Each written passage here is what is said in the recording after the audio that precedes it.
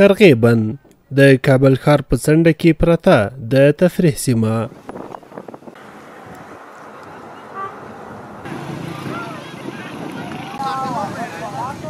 شین چاپیریال او پاکه هوا یې د ګڼو سیلانیانو د ورتګ جوګه شوې.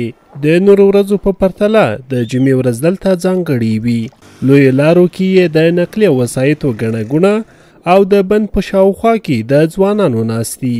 د اونۍ په اوږدو کې له چارو ستړي کابل میشتي دلته د سکون شیبې تیروي. قرغې ته راغلي سیلانیان وایي د خلکو لپاره اسانتیاوي او د امنیت ټینګښت د دې لامل شوی چې خلک په یاده سیمه کې شپه او ورځ تفریح وکړي.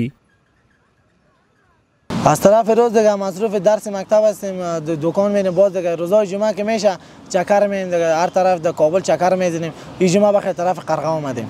ما که دوستا اومدیم چکر ساعت ما خوب تیر شد. در طول هفته که مصروف میباشیم روزای جمعه میایم اینجا چکر. یک حال هوای ما عوض میشه دیگه.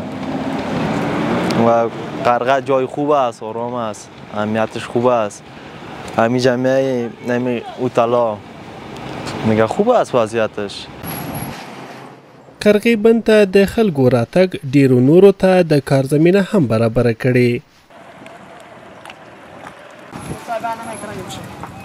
دلته خلک په بیلابیلو برخو کې په کارونو بوخت دي، له پیره پلور نیولې بیا د آس او کښتۍ تر سورلي پوري. قرغې بند کې په کارونو بوخت کسان وایي د خلکو لپاره یې اسانتیاوې برابرې کړې او دا یې د ګټې وټې لاره ده. خودم فعلا شیریخ بازی میکنم و هر کار میکنم و روزهای جمعه شیریخ بازی میکنم. روز عادی که کاروبار ضعیف میباشه و روز جمعه خوب میباشه نسبت به روزهای عادی، یعنی 50% خوب میباشه، بالاتر زیادتر از روزهای عادی که که روزای جمعه بی‌بارک از زیادتر میباشه، مردم رخصتی میباشه، دفترها کلیجا بند میباشه، رخصتی از روزای جمعه بی‌بارک زیاد است.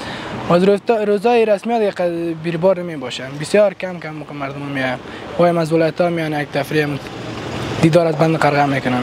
ډیر خوشاله یم به اندازې، ولی چې خپل افغانستان د خپل وطن دی، په خپل وطن کې چې سړی کار کوي ډیر خوشاله وي. زه نور ځوانانو ته هم دا خواهش لرم چې اندې خپل وطن کې کار وکړي، خپل وطن یې دی چې آباد یې کړي، نور به هم ښه شي، نور ځوانان به هم پکې خوشحاله ګرځي. د کال په اوږدو کې کورني او بهرني سیلانیان په ځانګړو ورځو کې تر کابل راځي او د یاد ولایت له ښکلو سیمو او تاریخي آباداتو لیدنه کوي. محمد الله سروري، حریت راډیو، کابل.